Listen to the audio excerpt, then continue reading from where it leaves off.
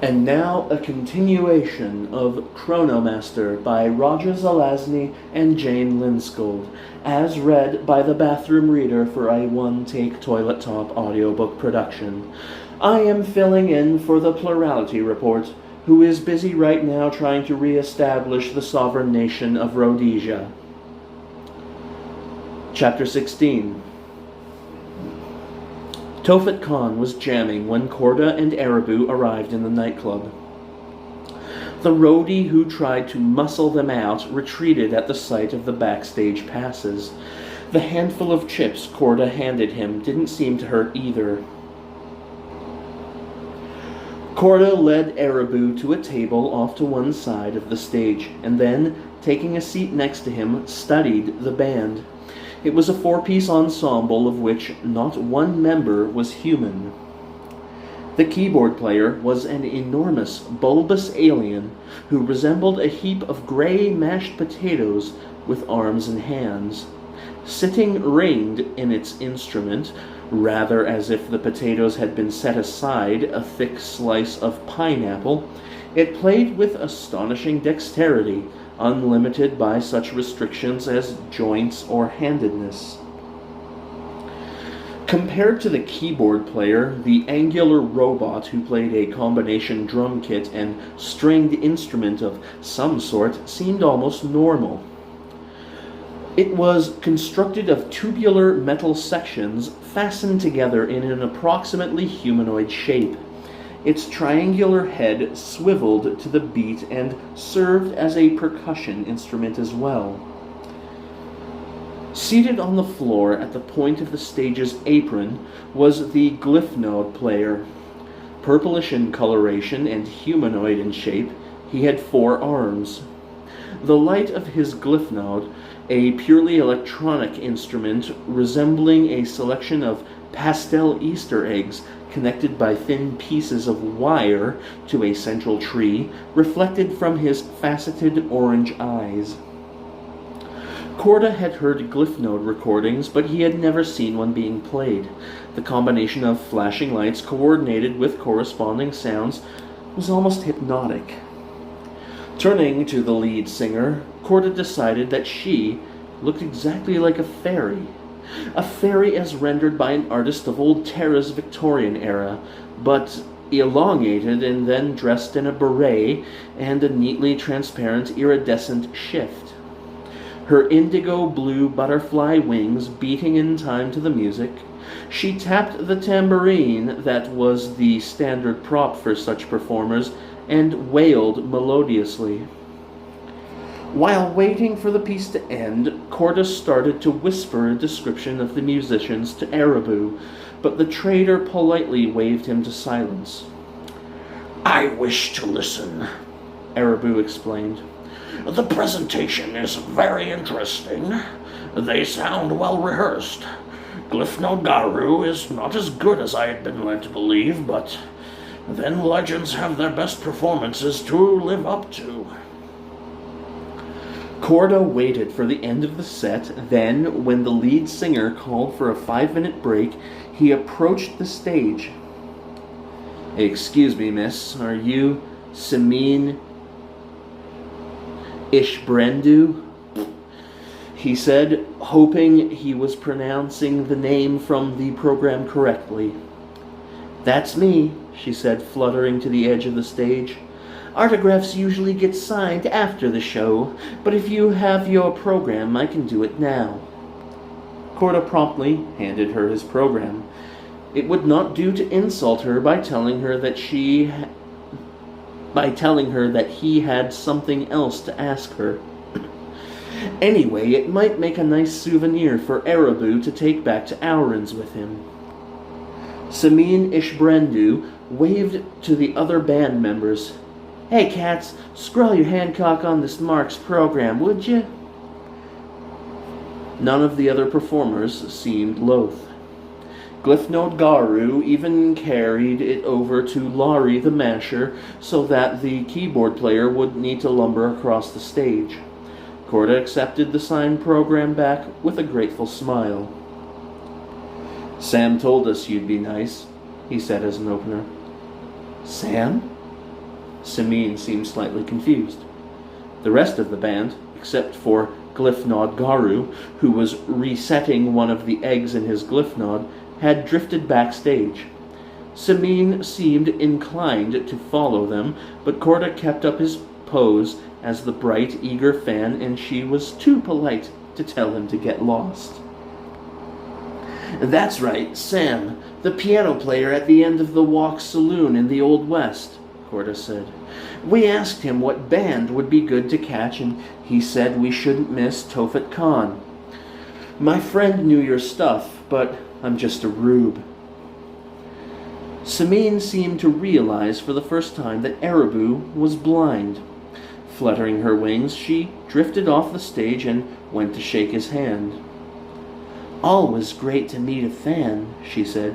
"Have you ever heard us live before?" "I have not," Ereboo admitted. "But I have all of your albums." The conversation drifted into exotic music trivia for several minutes. Corda was glad Ereboo was having fun, but the conversation wasn't helping him find Montgomery Christo. Finally, Simeon glanced at her discreetly hidden watch. "It's been utterly great to talk with you, Ereboo," she said. "Hang for the show and I'll see if we can get you a demo of our next release." "Why, thank you, young lady," Ereboo said, his tones courtly. "If I did not know that you already have an escort, I would ask you to do me the favor of a private dinner.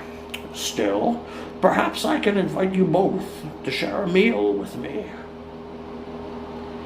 "You mean the chap I was with at the Old West?" Simeon laughed as if the idea was extraordinarily silly. "He's just a pal. I'd go out with you. You're cute." Ereboo's rounded face reddened, but he seemed honestly pleased. Corda cut in. "Do you have any idea where the fellow you were with is? When Sam described him, I thought he might be a business associate of mine." Simeon folded her wings, her expression suddenly guarded. "I doubt that. Whoever you are and whatever you do. Anyhow, don't you have anything better to do when you're on vacation?" As Corda struggled for a suitable answer, he suddenly noticed that Glyphnod Garu had dropped his instrument and was heading out one of the nightclub's side doors. "Jess, after him!" Corda yelled. "Garu's our man!" The PDA zipped away, and Corda ran after them. Garu got out the door, slamming it behind him quickly enough to block Corda, but not enough to stop the PDA. "I'm after him," Jester reported on his readout. "He's heading for an access kernel space. He's turning. His form is shifting. He's dropping the extra arms. He's got a gun!" There was a break in the transmission. Corda got the door open and headed down the curving corridor toward the sound of the footsteps. He heard a crackling noise. "Boss, I'm hit!" The transmission cut off suddenly. Rounding the corner, Corda came across the ruins of Jester's PDA. It had been seared by an energy weapon of some sort. Its turquoise and purple paint bubbled, its delicate interior circuitry broken. He froze, anger hot in his veins. Rationally, he knew that Jester was fine, that only the PDA had been broken. But the irrational core that is at the heart of every civilized man, that a universe designer must touch to create, that part riled and raged at the murder of a friend. "Boss?" His read line came alive. "Hey, boss, are you all right? Answer me, Renee." "I'm fine," he answered, speaking to the air, in his relief, not bothering to subvocalize. "Send another PDA immediately, Jess." "One is on the way, Sugar Pop," the computer promised. "Don't go after that guy until I get there, okay? Fortuna Central won't like me blasting through their airwaves like this." "I'll wait," he said. Hearing footsteps behind him, he turned quickly, his shattered PDA still in his hand. Simin Ishbrendu was running down the corridor, Arabu right behind her. "Renee, what is wrong?" Renee, what is wrong? Arabu asked. Are you hurt? I smell something burnt. "I'm fine," Korda said. He held out the PDA, though he knew Arabu couldn't see it. "The bastard masquerading as Glyphnod Garu burnt Jester's PDA to keep her from tracking him. She's sending a replacement. I'll go after him as soon as it gets here." Samin stared at the burnt PDA, horror evident on her delicate features. "That guy had an E-weapon on him? He said he was just dodging a debt. I was hiding him until after the regatta. He said he had a sure thing bet on the race. I figured it wouldn't hurt if he was going to pay." "He was going to pay," Korda said. "Though maybe not in the currency you imagined. I wonder what game he's playing." "I wish I could help," Samin said, "but I don't know much more than what I told you. Monty came to the show, chatted me up, and we went dancing and stuff like that. He seemed edgy, but when he told me about the debt, I could understand why." She leaned her forehead against the wall, her wings fanning a slight breeze. "I was in a bind. Glyphnod Garu got kicked out of the universe for running up too big a tab on the blackjack tables. Our contract runs until after the regatta ends. Monty could pay the nod, not as good as Garu, but good enough.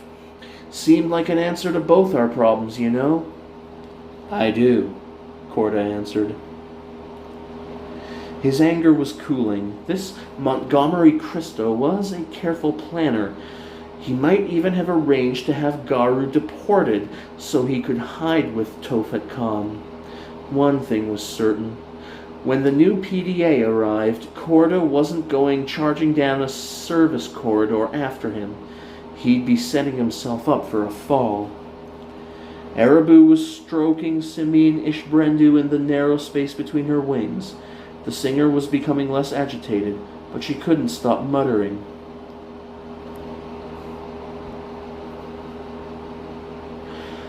"What are we going to do? If we don't play tonight, we'll be in trouble with the casino, but we can't go on without a glyph node, not on such short notice." Well, my dear, Arabu said, I may have an answer for you. How long until showtime? "An hour. Do you know a glyph node player?" Arabu grinned. Would I do? I'm not an expert, but I can play, and I have faithfully listened to all of your albums. My ear is very good, and I have perfect pitch. Shall I request an audition? Samin brightened, her fear and anxiety draining away. Flapping her wings, she started dragging Arabu after her.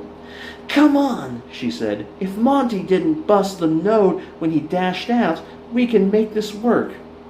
No offense, Arabu, but a blind nod player will be a great draw. Most need the lights to cue them on what to play." Korda trotted after them. Jester's PDA would be coming into the nightclub to link up with him, and there was no advantage to staying in the service corridor. Christo might have broken the PDA, but Korda was going to break something that had been protecting Christo thus far. He was going to start breaking rules. Christo was going to find out what it was like to have Renee Korda angry and on his heels. Somehow, Korda didn't think Christo was going to enjoy the sensation.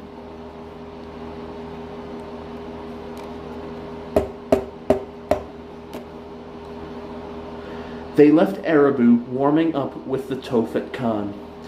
Miriam and Tico, brought up to date with a quick call, had promised to hurry to the nightclub.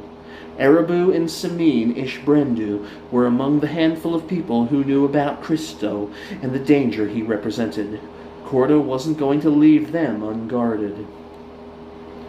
"What's up, boss?" Jester asked. "We're heading up to what the direction finder showed us earlier is the closest service corridor to the world key," Corda said. It's under guard, but I'm counting on you to draw off the guard while I get through. If I lose you, you find me. Get it? You bet, boss. You're playing hardball now, aren't you? He shot you. That upped the ante as far as I'm concerned. We now know he's armed and willing to use his weapons. We also know that he's a good shot. A PDA isn't much of a target, but he hit yours dead on. So you're after him because you know that he's armed and dangerous, Jester said, her tones hesitant. Corda understood instantly. Yes and no. I'm after him because he took a shot at my friend. He may figure that it was just a PDA, and PDAs are replaceable, but that doesn't change that he gave you a shock.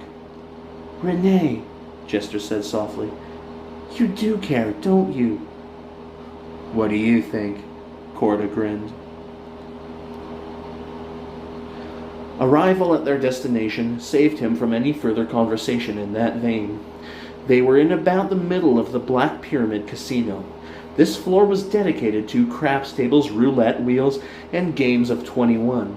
Although it was not as noisy as the areas with the slot machines, there was the hubbub of conversation, the zip of the spinning wheels, and the clatter of tumbling dice. At the far end of one section, alongside a sliding double door, one of the cardinal points stood behind the counter of an efficiently designed security station. She wore a holstered weapon, and one big hand rested protectively over a control panel.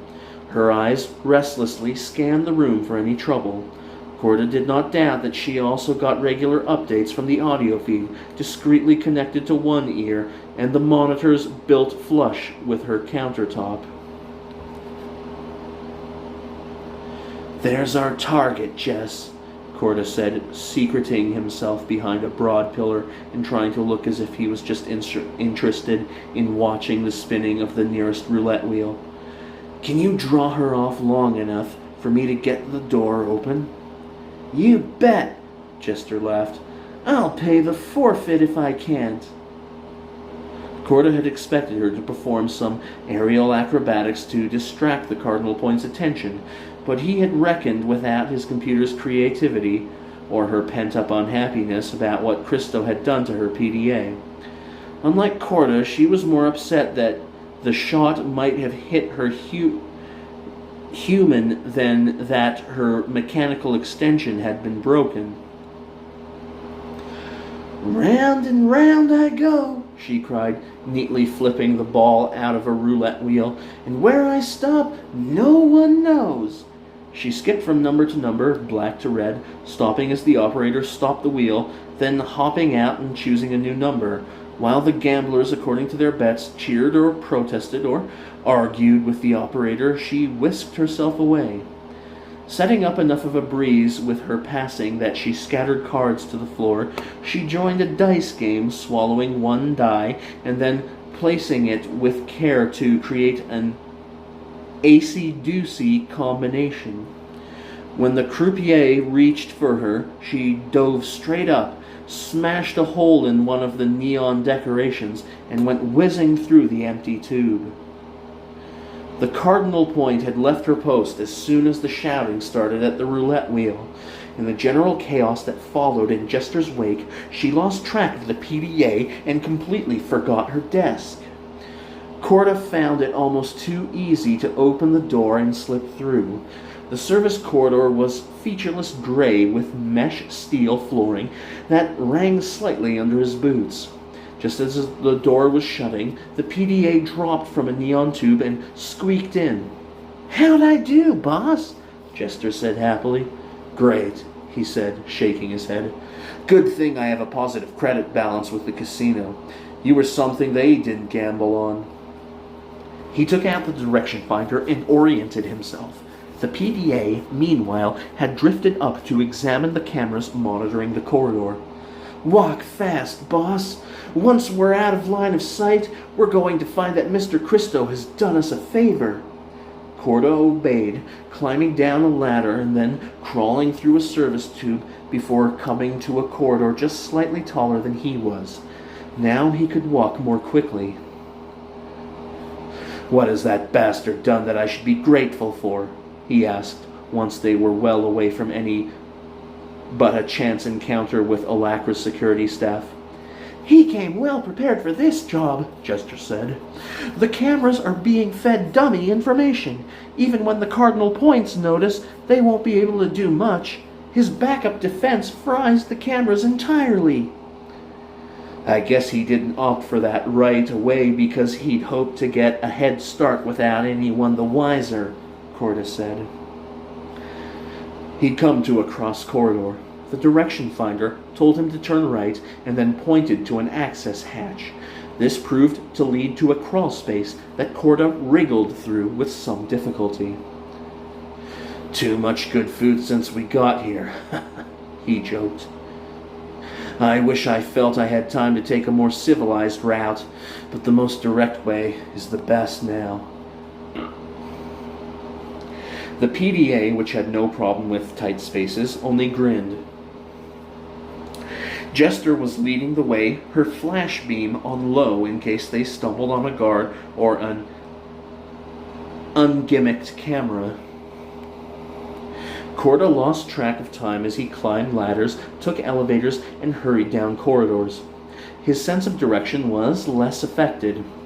Jester's PDA confirmed what his internal compass told him. They were penetrating well below the Black Pyramid, somewhere off to one side.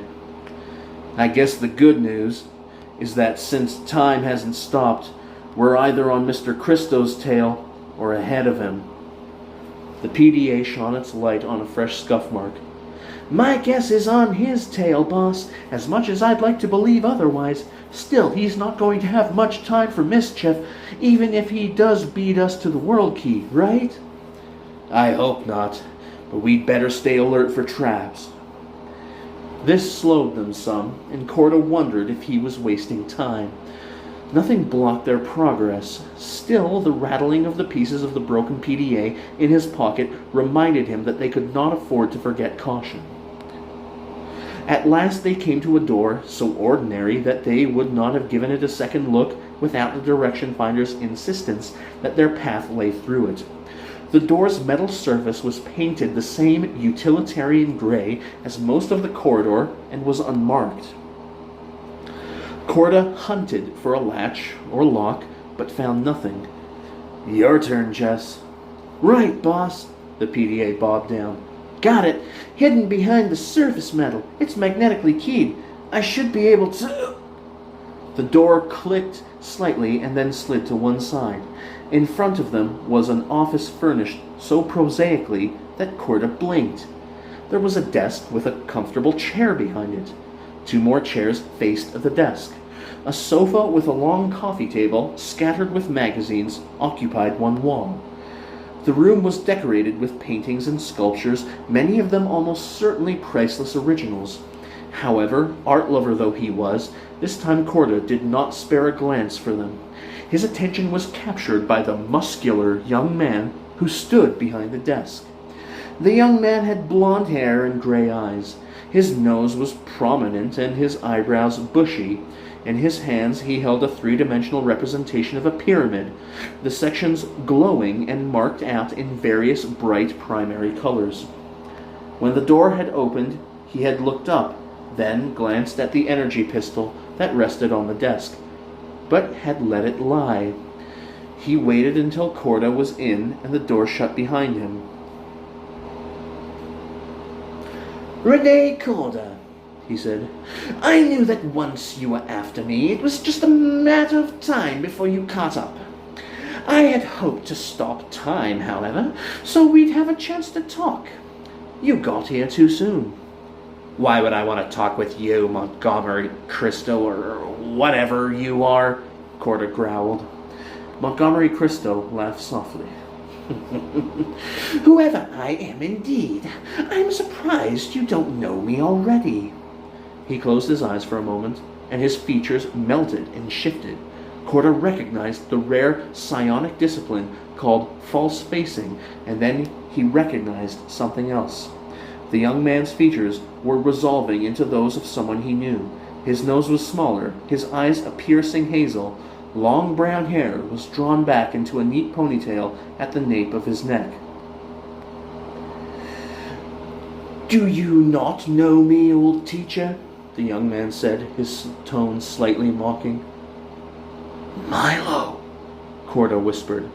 Then, in a firmer voice, "Milo, what are you doing here?" Milo twisted a section of the